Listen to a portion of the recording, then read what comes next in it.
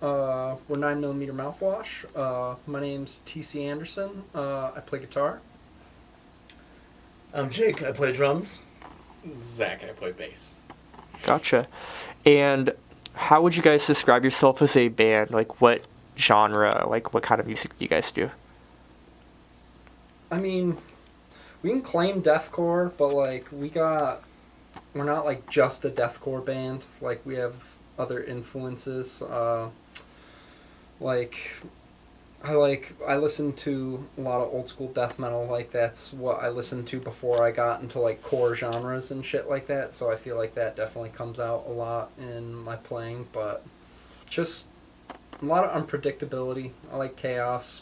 I don't want people to want to keep you on your toes a little bit, not exactly know what riff or something that's going to come next. Like the song structures we have, they don't have like a lot of repeating parts, but they might have like a melody or something that comes back and it's just phrased differently.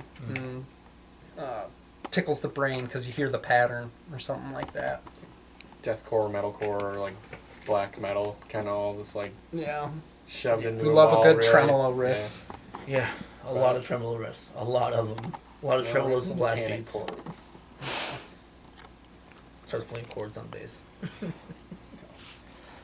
Anything else, like, you guys would describe yourselves as, like, musically? Barn style. What do you mean by that? It's fucking barn style, dude. Like, I live in the middle of nowhere on a farm. I just fucking And that's what write infiltrates riffs on the these riffs. farm. Growing up, like, learn a lot about self-reliance and resilience from living on a farm. Shit goes south, and I feel like that's something that comes out in our music is, like, just fucking power through it, bro. And I feel like that attitude can be taken and applied to music. It's nice though. A lot of the, like, if I hit like a writer's block or something, like I'll just go out in the woods, walk around our property, got a great view on top of the valley, sit on our back deck and stuff like that. So it's a very nice environment to be creating and stuff like that. So I enjoy it. And you guys right now are missing your vocalist, right? Correct. Our vocalist Dakota is in New Mexico right now. His mom had some health complications, so he's out there, and we have a fill-in vocalist, Cole Madsen, from White Tides, which was my old band before I started 9mm. And when Dakota said he was going to New Mexico, we already had shows booked, and we were trying to figure out what we were going to do because we didn't want to cancel. And it was like the EP release coming up, so we were like, let's see if we can get one of the homies to come in and do vocals for us. And Cole stepped up in a big way. We ripped the show. Very much so. Yeah, that was fucking weird. You want to tell them about that? I don't know. We just played a chicken restaurant without a vocalist. Yeah. It was cool though. It was like we had friends that just come up and just like scream and stuff, so that was fun. Yeah. Just nonsense and whatnot, yeah. And how did you guys get started as a band overall? Like, what brought the... Dude, I was getting bored, and I hadn't, like, done music since, like, Tides ended in 2020. It was, like, late 2023, early 2024, I believe. And I was just kind of sitting around, not really doing nothing, and there was, like, a different wave of bands coming into the Rochester scene, and we were watching, and Zach DM'd me one day, is like, yo, I seen you at shows and stuff like that, and we've been in similar circles. Like, I fucked with your style that you were doing with your old band. Like, do you want to do something different potentially? And I had 3 songs that I was working on. I already had the name picked out, and I was writing these demos with my buddy Joe Zach, who is in Beep Beep Lettuce. That's his solo project. And he helped me get like the skeletons of the songs done, and I sent them over to him, and I was like, yeah, this is kind of like what I was going for. I wanted something that's kind of like it's hardcore, it's deathcore, and it's got like a bit of the MySpace revival flavor left in there. So brought him to those, and we ended up having like a 2-3 month period of like learning how to play the songs as they were, and then we just kind of went through them with a comb, and we're like, how can we tweak these and make them flow better? So they the songs changed quite a bit from what made it on to the self-titled compared to the demos, which was really cool, seeing how all the influences from the other members came in and brought the project to life. Yes. And how'd you get the other two members? Because you knew them prior. Bro, they were package deal pretty much. Yeah. I mean, Zach was like, I got 2 other dudes that I'm like kind of talking to right now, but I don't really know. And he came over one weekend and we jammed, and I was like, so what's going on with other members? He's like, oh, I have a lineup, by the way. I was like, sick. Yeah. It's always good when you have something pre-planned and just ready to go.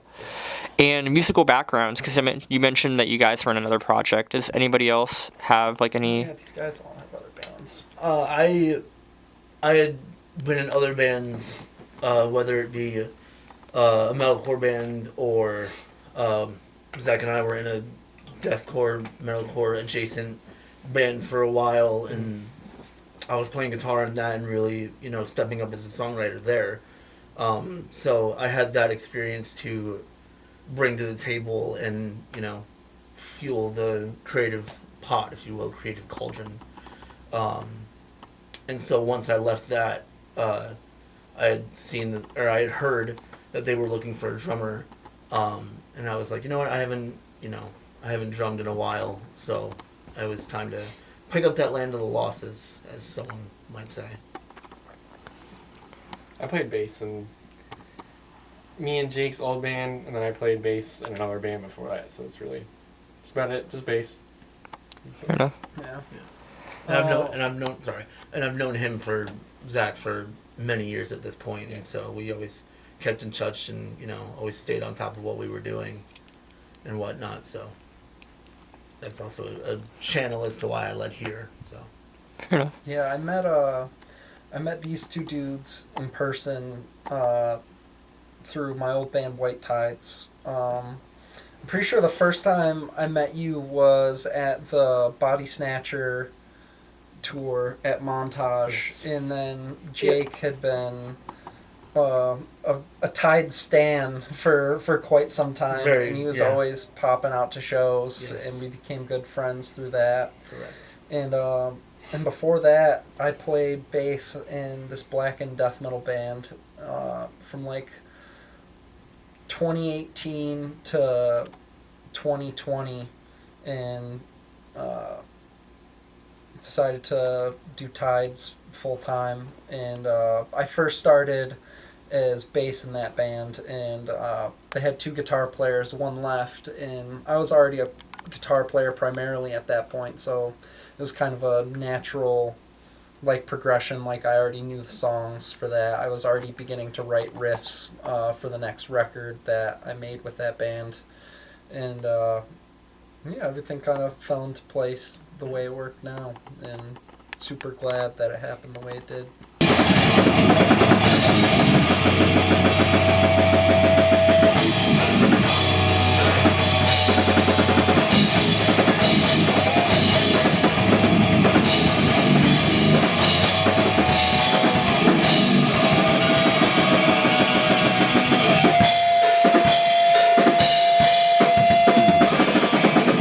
And do you guys have any comments on what you think the Rochester community is music-wise?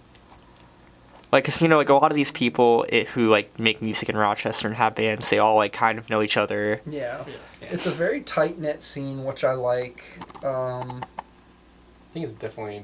It died off for a little bit. For Yeah. Sure. Yeah. I think it's making its way back up there. Yeah, But there was one point where Rochester was there was a couple of bands in Rochester that were just ginormous bands, and then it kind of just dwindled off a little bit after that, and now it's kind of Started to kind of rolling a little up, bit. yeah. So it's not R.I.P. Sirens and Yeah. Sailors. Yeah, really. it's not where it used to be, but I think it's coming back. It's So definitely in a way healthier state that it's been in a while. I mean, yeah, a the couple years ago, DIY it was. pop-ups. I mean, the Psychic Garden now. I mean, I don't. The past year if you wanted to go to a show or you had nothing to do on a weekend, you can find something Yeah. in Rochester, which for a while you could not say. So I think that there's been a lot of bands coming in to Rochester that's been like getting people's attention and making people want to contribute, which I think is very, very healthy for what we got going on. And it's also like competitive, but it's in a good way. Like, because it is a tighter knit scene, smaller, everybody knows everybody. Like, nobody's like trying to out cool guy everybody. Like, most of the people that we've seen or interact with understand that like rising tides lift all ship. When like one Rochester band blows up and gets bigger, somebody's gonna see this and go, yo, what's going on over here? What, like, why do they have this sound coming out of this area? And that might lead them to go down the rabbit hole and find a bunch of other bands and want to get more involved, which I think is a very good sign. I think that and the resurgence of anthology has helped a lot too. Yeah. Just with all those bigger venues. bands coming into town Yeah. and stuff. Do you guys have any shout outs you want to give? Anybody. It doesn't even have to be anybody in the Rochester scene. Dude, R.I.P. Brian. Yeah, Brian Crosby, our producer, bro. He's the fucking man. He recorded our EP and He's a madman. mixed and mastered it. Tristan. Tristan Tristan Marler. does a lot of like our merch and videos and stuff like that. Yeah. R.I.P. Dishonored. Oh, man. Fucking greatest Western New York band to fucking come out in forever. And I definitely wouldn't be playing like the style of music that I play now had I not seen them, because they were just such a gateway band. Yeah. Like I didn't know shit could be that heavy, bro. Like it's just ridiculous. Basically. Shout out The Last Word. I like that band a lot. I want to play a show with them. That's sick. Freaking all the bands we're playing with tonight: Lacerate, Buffalo Death Metal, Drag, Rochester Hardcore. You got Cease to Exist, which is like Buffalo Slam. They got just super groovy chromatic riffs, and Scarecrow. Another great deathcore band, Buffalo deathcore band. Yeah. Insane drummer, and that Yeah, doesn't even Justin scratch the Homan's surface. cracked. Yeah. He filled in for Orphan at the final Dishonored show, and he did such a good job. That dude's a madman on stage. Yeah. Oh, Arson Theory. Yeah, Our shout label. out Arson Shout out Arson Theory. Theory. Yeah. That was fucking crazy. I did not expect this project to get signed or anything Yeah, like very much that so. in like 10 months since we started. Like, Yes. we were just fucking around. We were like, what if we just put 3 songs out and see what happens? And he was like, hey, let's make an Instagram. And it just like slowly... Yeah, it was builds like, up hey, let's from buy there. an in-ear rig next. I'm like, all right, fuck it. So it started as just us fucking around wanting to like make music for fun, and it's progressively Yeah. got more and more serious as we realized that like there was something there. Yeah. And it's very, Taken very off pretty cool. quick. Yeah, it's taken on a life pretty quickly, and I can't be more grateful that it has the way it is. You know what I mean? Right. Do you guys have any other closing remarks you want to give? When is this going to be posted? Whenever. Okay. I don't know if it'll be out by then. So we have a show August 16th. I think it's a Sunday. That's with Monochromatic Black at Photo City. And then we have a show August 21st in Syracuse at Song and Dance. It's with 156. And then we might have a show in October. I gotta go over that a little bit more. But if it is, it's at Hen House. And it should be Halloween October In 17th. Buffalo. Yeah, so I think it's. Oh, the band start with a V. I can't remember their Vexatious. name, but yeah, Vexatious. Vexatious. Yeah. Vexatious, yes. So Closing Upcoming remarks. Go to a fucking show.